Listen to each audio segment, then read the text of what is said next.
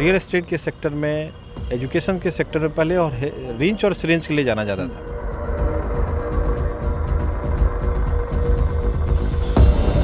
की बात करें तो हम लोग 2016 में प्रोजेक्ट स्टार्ट किए थे। पहले मेरा एक प्रोजेक्ट, 2, 3, आज हमारा 13-14 प्रोजेक्ट।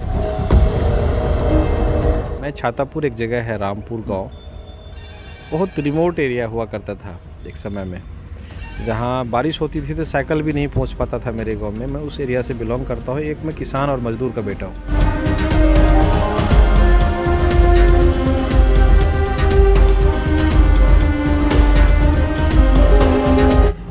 संस्कृत और केमिस्ट्री का क्लास हमने कभी अटेंड ही नहीं किया। तो टीचर उस वक्त नहीं पूछते थे आपसे? हम बंक मार जाते थे। अच्छा, उस क्लास को हम अटेंड ही नहीं करते। पापा ऐसा हो जाता था कि पापा हम लोगों के लिए टाइम नहीं दे पाते थे। हाँ। इतने ज़्यादा वो बिजी हो जाते थे। ऐसा हो जाता था कि कभी अगर उनको काम रहता है तो वो कभी गांव में ही रुक जाते थे या कभी घर नहीं आते थे। हाँ। उनको मतलब जैसे गेस्ट वेस्ट आते थे तो कभी कभार तो वो मतलब यहीं पे रह जाते थे।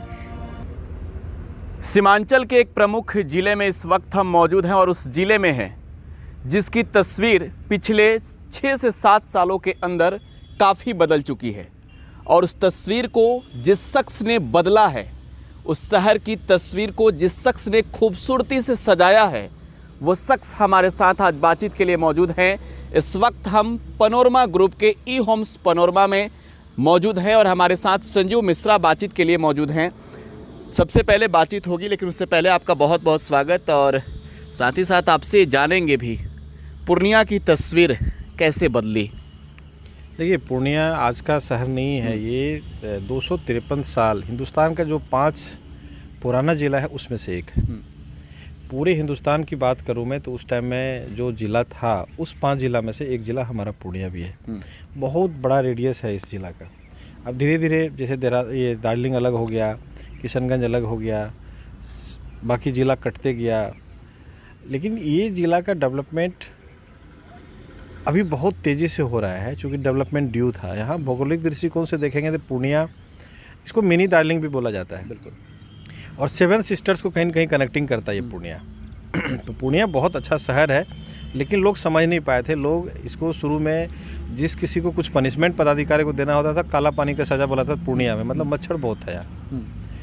उसको लेकर के पूर्णिया में गया तो इसका मतलब जैसे बोलते ना, अभी तुमको किसी डेड एरिया में फेंक देंगे, धमकी देता है पदाधिकारी को, कि जहाँ किसी को पनिशमेंट के रूप में पूर्णिया को दिया जाता था, वही पूर्णिया आज यदि हम इसको second largest city of Bihar बोले तो कहीं से भी गलत नहीं होगा। काफ़ी ग्रो कर रहा है पूर्णिया, और रियल एस्टेट के सेक्टर में, एजुकेशन के सेक्टर में पहले और रिंच और सिरिंज के लिए जाना जाता था। कि रिंच ऑटोमोबाइल्स का मार्केट था, बिल्कुल, और सिरिंज डॉक्टर का मार्केट था। तो वो दोनों सेक्टर तो काफ़ी आगे बढ़ा ही बढ़ा। साथ में हम देख रहे हैं जैसे जिस सेक्टर में हम हैं, एजुकेशन में है और रियल एस्टेट में है, तो इस सेक्टर में भी काफ़ी इजाफा हुआ है। पहले यहाँ 2 फ्लोर 3 फ्लोर का बिल्डिंग हुआ करता था, ऊंची इमारतें नहीं होती थी, लेकिन अभी जब से हम लोग स्टार्ट काम किए हैं, पहले मैक्सिमम फ्लोर G+3 बनता था यहाँ। माइंडसेट था कि इससे ऊपर बनता ही नहीं। जब हम लोग आए 5 तल्ला 8 तल्ला 10 तल्ला बनाना शुरू किए तो लोग हमसे क्वेश्चन करते थे कि 5 फ्लोर से ज़्यादा बन ही नहीं सकता, आप कैसे बना रहे हैं? तो हम लोग बोलते थे, भाई बायोलॉजी पढ़िए आप, फ्लोर मैटर नहीं करता है, FAR मैटर करता है, बायोलॉजी को पढ़िए। और लोगों में बहुत ज़्यादा अवेयरनेस हुई, फिर जाकर के अभी मल्टी स्टोरी का कंसेप्ट यहाँ पूर्णिया में बहुत तेज़ी से बढ़ रहा है। अभी आप देखे होंगे कि अर्धनिर्मित बिल्डिंग बहुत है यहाँ। बिल्कुल। और टोटल बिल्डिंग हाईराइज है। पहले गवर्नमेंट का भी जो ऑफिस वगैरह बनता था G+2 का बनता था, लेकिन अभी देखे हैं कि जैसे इसका एक बहुत बड़ा एग्जाम्पल है मेडिकल कॉलेज, तो 12 तल्ला बिल्डिंग बना है यहाँ पूर्णिया में। तो इस तरह का काफ़ी तेज़ी से एक्सपेंशन हो रहा है। इंफ्रास्ट्रक्चर के क्षेत्र में काफ़ी तेज़ी से पूर्णिया बदल रहा है। और हम लोग की बात करें तो हम लोग 2016 में प्रोजेक्ट स्टार्ट किए थे।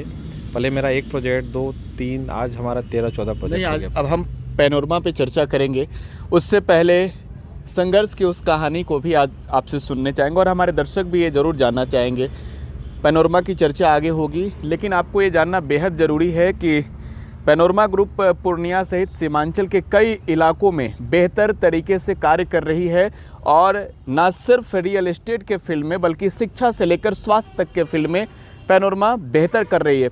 लेकिन संघर्ष की इस कहानी की शुरुआत कैसे होती है? किस गांव से निकल कर आते हैं संजीव मिश्रा, और कैसे यहाँ तक पहुँच पाए?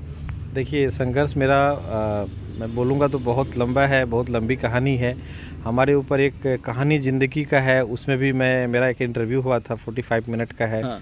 50 मिनट का है। एक हमारे ऊपर पटना के ही एक है संपादक महोदय, वो किताब भी लिख रहे हैं। तो ये बहुत लंबी बातें होगी, मैं शॉर्टकट में बता रहा हूँ। मैं छातापुर एक जगह है, रामपुर गांव, बहुत रिमोट एरिया हुआ करता था एक समय में, जहाँ बारिश होती थी तो साइकिल भी नहीं पहुँच पाता था मेरे गाँव में। मैं उस एरिया से बिलोंग करता हूँ। एक मैं किसान और मजदूर का बेटा हूँ, और वहीं से मेरी पढ़ाई लिखाई हुई। फॉरबिसगंज अररिया ज़िला में पड़ता है, वहाँ मेरा 11th-12th हुआ। पूर्णिया जहाँ हम बैठे आज, यहाँ से मैंने ग्रेजुएशन किया। फिर फर्दर एजुकेशन के लिए और दुनिया में कुछ देखना हो तो लोग सबसे पहले दिल्ली की तरफ मूव करते हैं, लेकिन मैं पहले मूव कर चुका था दिल्ली। मैं 10th के बाद ही दिल्ली चला गया था। बोलते थे पंजाब कमा रहा है। कोई भी एक आप पुराने जो लोग हैं, अभी भी कुछ लोग ऐसे हैं कि दिल्ली भी जाता बोलता पंजाब कमाने गया। मतलब जिसको कोई आय उपाय नहीं है वो पंजाब कमा रहा है, मजदूरी कर रहा है, कुछ कर रहा है। पंजाब कमाना मतलब उसको बहुत अच्छे सेंस में नहीं माना जाता था। लोग माइग्रेट होते थे तो इसका मतलब पंजाब जा रहा है तो मजदूरी करने जा रहा है, कोई उपाय नहीं है, ना उसको ज़मीन है, ना शिक्षा है, ना रोज़गार है, ना व्यवस्था है, तो पंजाब कमाने चला गया। तो हम पंजाब कमाने लोग ज़्यादा था। हम देखना चाहते थे कि पंजाब में क्या करता है लोग। मेरे अंदर बहुत ज़्यादा पढ़ने गए थे, कमाने गए थे और देखने गए थे? देखने के लिए भी गए थे और कमाने के लिए भी गए थे। अच्छा।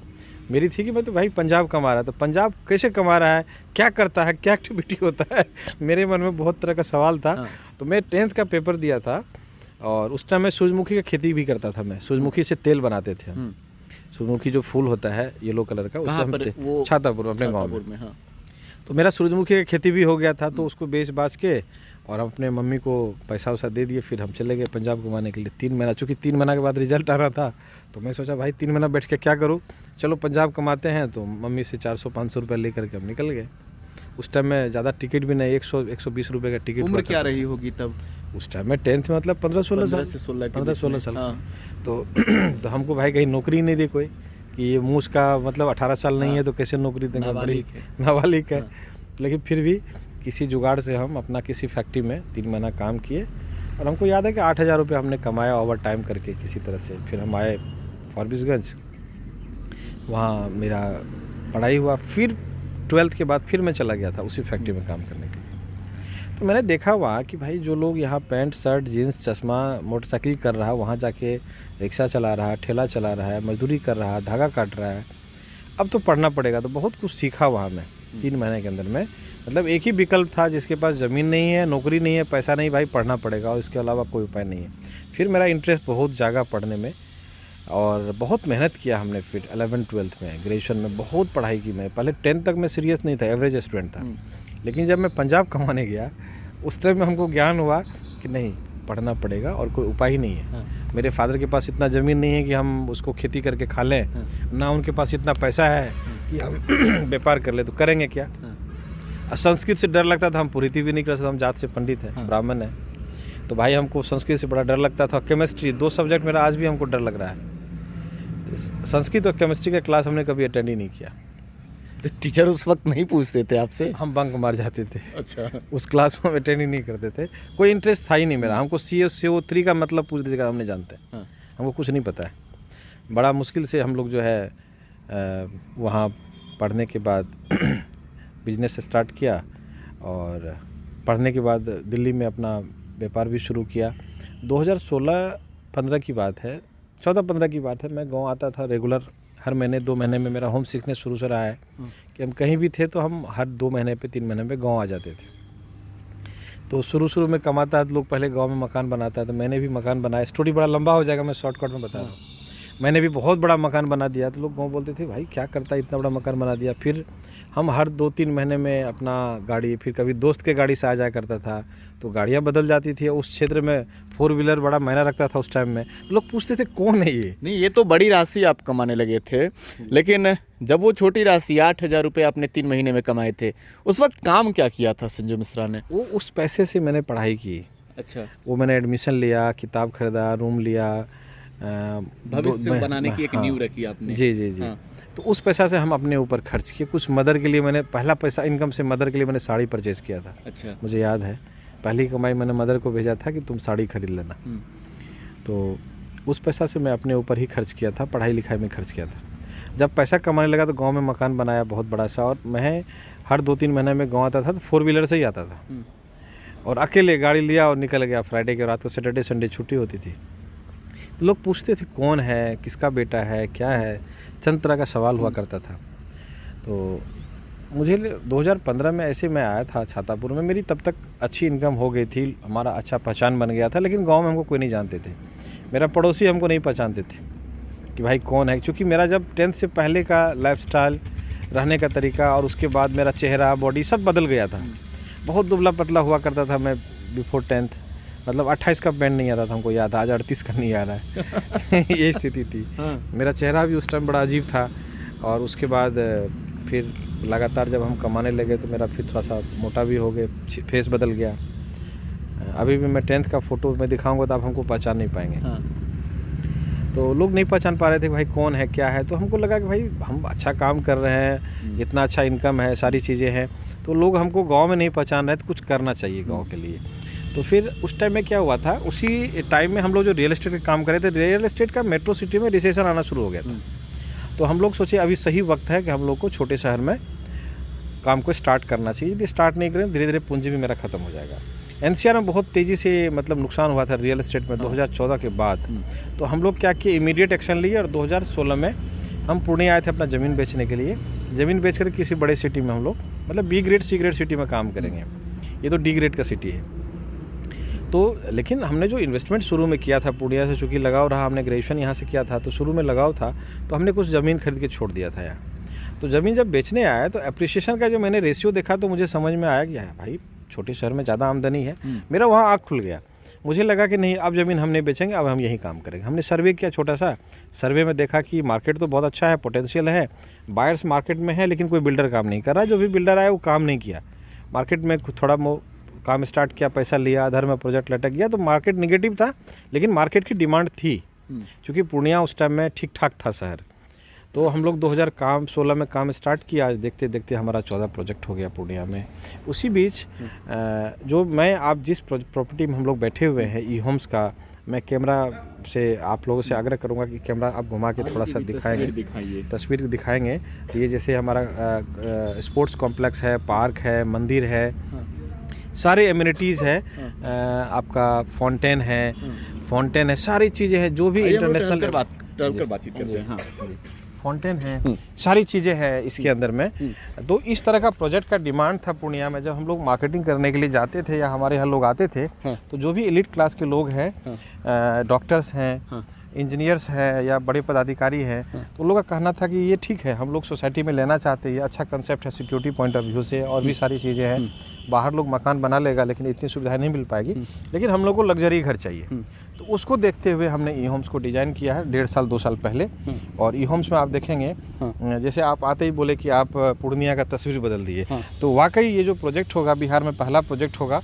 मैं नंबर 1, इसलिए हमको कोई सर्टिफिकेशन नहीं मिला, हम दावा नहीं कर सकते मेरा नंबर 1 प्रोजेक्ट है, लेकिन इस तरह का प्रोजेक्ट आपकी राजधानी में भी नहीं है। आपको रोक कर एक तस्वीर दिखाना चाहूँगा, और चाहूँगा ये तस्वीर दिखाइए। स्पोर्ट्स के लिए भी यहाँ पर काफ़ी व्यवस्थाएं हैं, फिटनेस के लिए स्पोर्ट्स काफ़ी अहम भूमिका निभाता है आपके जीवन में। तो ई होम्स पैनोरमा में ये तो स्पोर्ट्स के लिए है, और कई सुविधाएं आप दे रहे हैं। इन सब चीज़ों पर चर्चा करें, लेकिन आज पहले आपको ये भी बताना ज़रूरी है, संजू मिश्रा जी की ये बेटी हैं, लाडली हैं पीहू, इस वक्त हमारे साथ, इनसे भी बातचीत होगी और अपने पिता के संघर्ष की ये कहानियाँ सुन रही थी, किससे सुन रही थी। पीहू, आज पापा के संघर्ष का ये परिणाम है जिस पैनोरमा ग्रुप के इस ई होम्स पैनोरमा में हम लोग मौजूद हैं, इस वक्त आपके साथ मौजूद हैं। पापा के संघर्ष की कहानियों में क्या लगता है आगे और कामयाबी कहाँ तक जाएगी?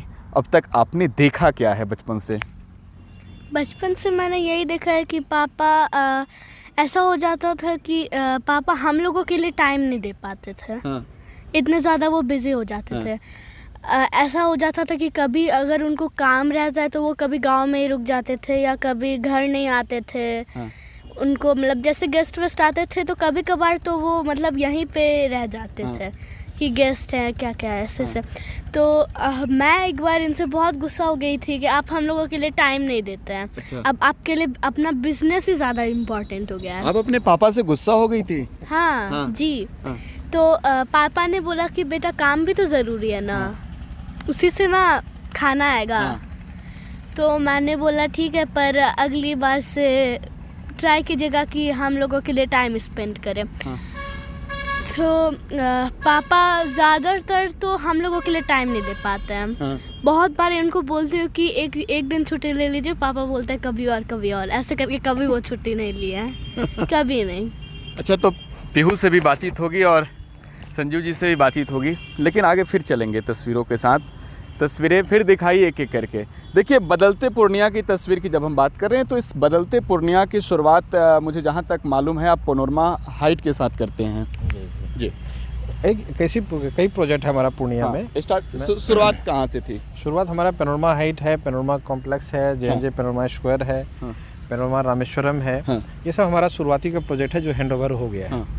और ये जो ई होम्स है, मैं ई होम्स के लिए बताना चाहूँगा आपको कि बहुत तरह के सवालात हैं पब्लिक के बीच में, ऑडियंस के बीच में। ई होम्स का नाम सुनते हैं, बोलते हैं ई होम्स बहुत महंगा है, काफ़ी लग्जरी है, मेंटेनेंस बहुत ज़्यादा होगा। तो मैं आपके माध्यम से पब्लिक को बताऊंगा, ई होम्स ठीक है, लग्जरी है, सारी एमिनिटीज़ है। ई होम्स मेरा एक सपना था, मेरा एक ड्रीम था कि हमारे बिहार में भी एक इलेक्ट्रॉनिक होम्स हो। और ये जो हमारा प्रोजेक्ट है, इसमें आप जो भी इंटरनेशनल एमिनिटीज़ देखेंगे, चाहे वो स्पोर्ट्स, क्योंकि लाइफ का एक पार्ट योगा है, जिम है, स्पोर्ट्स है, ये सब सारी चीज़ें एक लाइफ के लिए बहुत जो अहम चीज़ बन गया है। तो उन सब चीज़ों को हमने ध्यान में रखा है और इस प्रोजेक्ट को हमने डिज़ाइन किया है ई होम्स में। इसमें हमने ऑटोमेशन का भी, सिक्योरिटी का भी, ये सब चीज़ भी ध्यान रखा है। देखिए, ई होम्स पैनोरमा जो है, और इसके बारे में जब आपको ये भी बता रहे हैं सब कुछ, तो आपको ये भी जानना ज़रूरी है कि रियल एस्टेट के फील्ड में बिहार का सबसे पहला अल्ट्रा लग्जरी ई होम्स पैनोरमा ग्रुप ने तैयार किया है। मैं गलत नहीं हूँ? जी, बिहार का पहला प्रोजेक्ट आप बोल सकते हैं। लेकिन हमको कोई सर्टिफिकेट नहीं मिला है। तो आप खुद देखेंगे और हमारे घर में अभी जैसे आप जाकर के जो भी सैंपल फ्लैट बना हुआ है, अभी हम पोजीशन भी स्टार्ट कर दिए हैं और भी जो बिल्डिंग बना है जाके देखेंगे आप, तो इस तरह का प्रोजेक्ट आपको पटना में भी नहीं मिलेगा देखने के लिए। वहाँ मल्टी स्टोरी बिल्डिंग है, लेकिन ये जैसे 60 फुट का सड़क, इसके अंदर में जैसे पुल बना हुआ, तो पुल पे लगभग हम 2.5 करोड़ रुपये खर्च किए हैं। वेव वाला पुल बना है, इस तरह का पुल गवर्नमेंट का बना हुआ है, मुंगेर में बना है, एक जगह और बना है, लेकिन कोई बिल्डर बना करके पब्लिक को दे, इस तरह का प्रोजेक्ट नहीं है बिहार में अभी तक। देखिए, बिहार के बारे में एक चीज़ और कहा जाता है संजीव जी, कि ख़ास तौर पर बिहार पिछड़ा वर्ग राज्य है, और अगर यहाँ अगर कहे तो बड़े कमाई वाले लोग, गरीब तबके के लोग हों, जो बड़े कमाई वाले नहीं हैं, वो उन लोगों का भी सपना पैनोरमा साकार करेगी या नहीं? एक बहुत बड़ी चुनौती होती है एक बिल्डर्स के सामने, जब आप एक रूपरेखा तैयार करते हैं, जब आप ये विचार करते हैं अपने आप से कि हमें कुछ बेहतर करना है, और अब पूर्णिया की बदलती तस्वीर के लिए सबसे बड़ा श्रेय आपको जाता है, लेकिन उन लोगों के लिए क्या है? मैं आपको बताऊं, और जान के आश्चर्य भी होगा कि हमारे यहाँ हम जब सर्वे किया था शुरुआत दौर में, तो यहाँ बहुत ऐसे बायर हैं जिनके पास 4 लाख 5 लाख रुपया था, और वो घर का सपना देख रहे थे कि हमको अपना मेरा घर हो, और महीने का 10,000 12,000 15,000 रुपया वो किस्त दे रहे थे। किस्त मतलब घर का किराया दे रहे थे, घर का किराया दे रहे थे। तो हमने ऐसे लोगों के लिए भी डिजाइन किया है जो 4 लाख 5 लाख रुपए दे, 3 लाख भी दे देता था, हम घर दे देते हैं। उसमें क्या है, प्रधानमंत्री आवास विकास योजना की तरफ से उन्हें 3 लाख मिलता था सब्सिडी के रूप में, और 3 लाख रुपए मार्जिन लेकर के बाकी 9 लाख रुपया 10 लाख रुपए हम बैंक से दिलवा देते थे, उनको घर दिया है।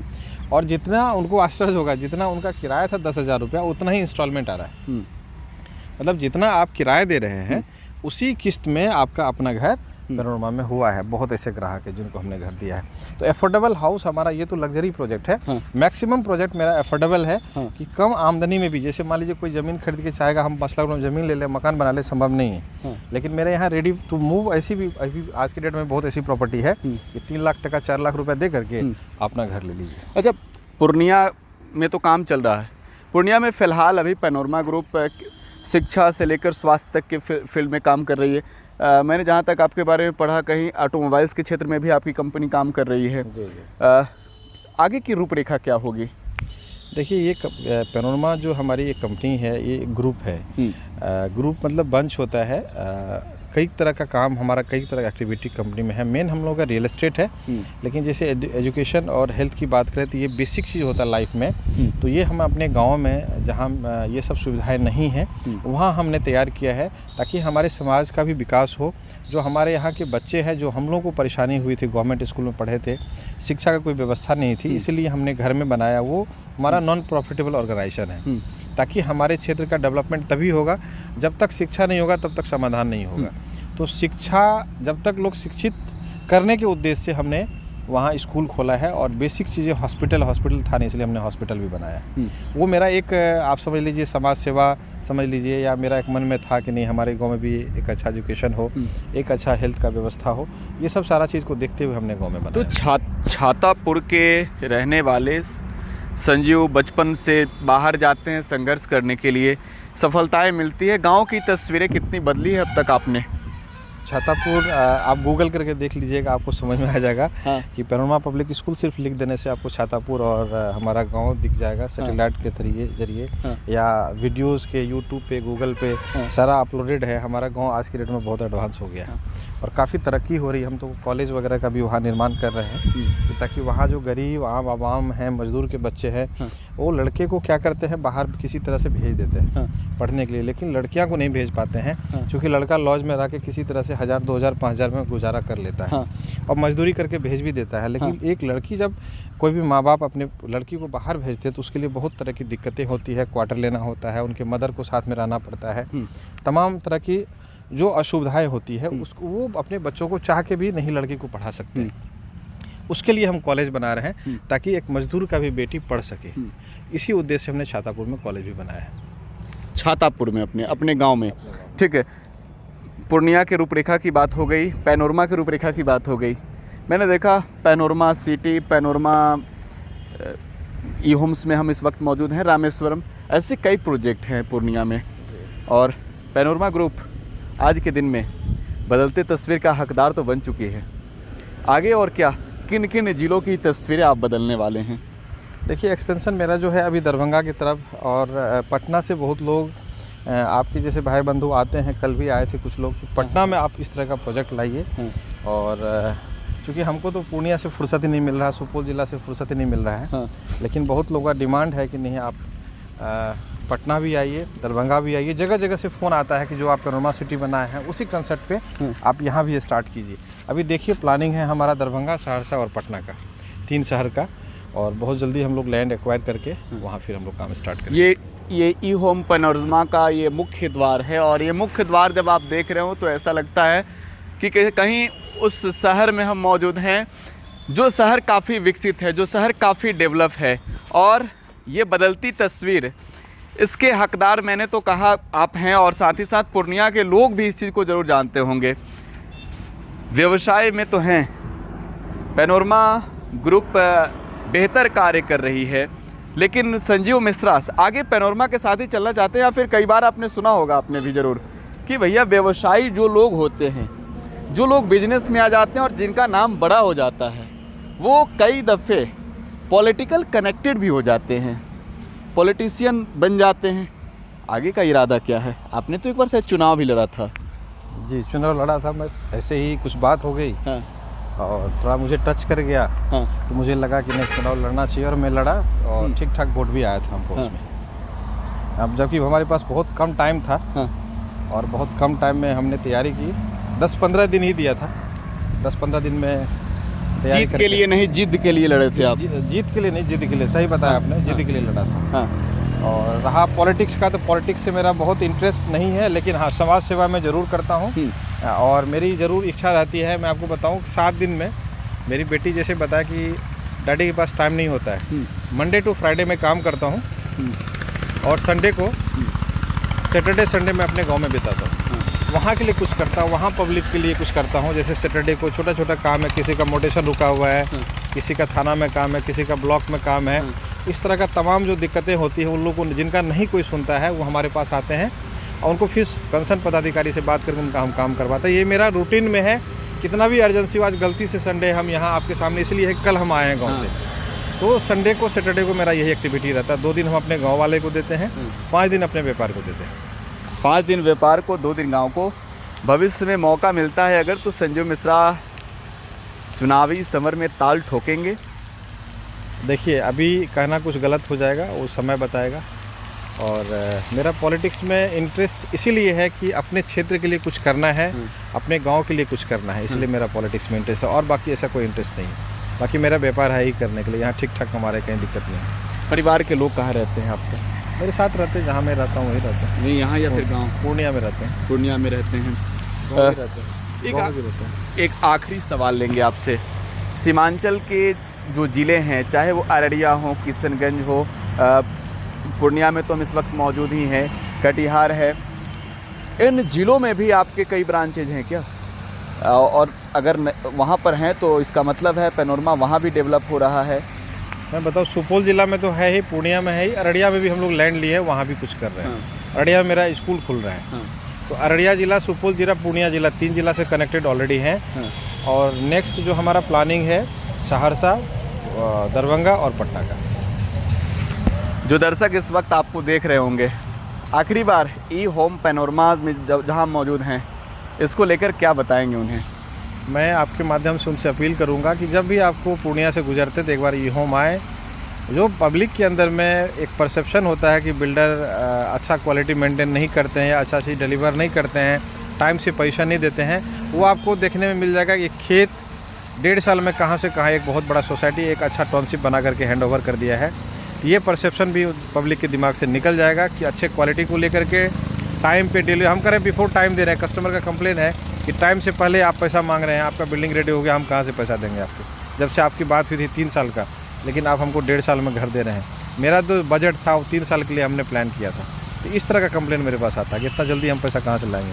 आप बोले थे 3 साल में देंगे, आप 2 साल में घर दे रहे हैं, 1.5 साल में घर दे रहे हैं। लोकेशन की बात करें तो ये पूर्णिया बाईपास, पूर्णिया बाईपास है। हाँ। और ये जो आप इधर पूरब की तरफ जा रहा है, ये नॉर्थ की तरफ कहाँ जाएगी? ये आपको वेस्ट बंगाल नॉर्थ ईस्ट की तरफ जाएगा। ठीक है। आपको जैसे दार्जिलिंग जाना है, गंगटोक जाना है, सिलीगुड़ी जाना है, राइट जाएंगे कटिहार चला जाएगा, लेफ्ट जाएंगे तो आपको अररिया दरभंगा की तरफ जाएगा, और वेस्ट की तरफ जाएंगे तो ये भागलपुर की तरफ चला जाएगा बाईपास में। बहुत बहुत धन्यवाद अपना कीमती समय हमें देने के लिए। बहुत बहुत धन्यवाद। वे संजीव मिश्रा थे, और ख़ास तौर पर जब हम बात कर रहे थे सीमांचल के बदलते तस्वीर, पूर्णिया के बदलते तस्वीर की, तो संजीव मिश्रा वो शख्स हैं जो पूर्णिया के बहुत ही चर्चित है, अब तो कह सकते हैं आप रियल एस्टेट के फील्ड में बिहार के बहुत ही बड़े और सबसे बहुत चर्चित पैनोरमा ग्रुप के ये सीईओ हैं। और पूर्णिया ना सिर्फ ई होम्स के क्षेत्र में, ना सिर्फ रियल एस्टेट के क्षेत्र में, बल्कि शिक्षा और स्वास्थ्य के क्षेत्र में भी आगे बढ़ेगा, ऐसी दावा उन्होंने किया है टुडे बिहार न्यूज़ के कैमरे पर। फिलहाल आप टुडे बिहार न्यूज़ के साथ बने रहें। आपके सपनों को हमने सजाया है, ई होम्स पैनोरमा को हमने बनाया है। ई होम्स मेरा एक सपना था जिसपे मैं पिछले 4 साल से काम कर रहा था। हमने जो बनाया है वो सबने है माना। ई होम्स पैनोरमा में हो आपका भी आशियाना। और फाइनली हमने 2021 में इस प्रोजेक्ट को लॉन्च किया। बहुत लोग अप्रिशिएट कर रहे हैं कि पूर्णिया जैसे शहर में बिहार के, एक तो बिहार की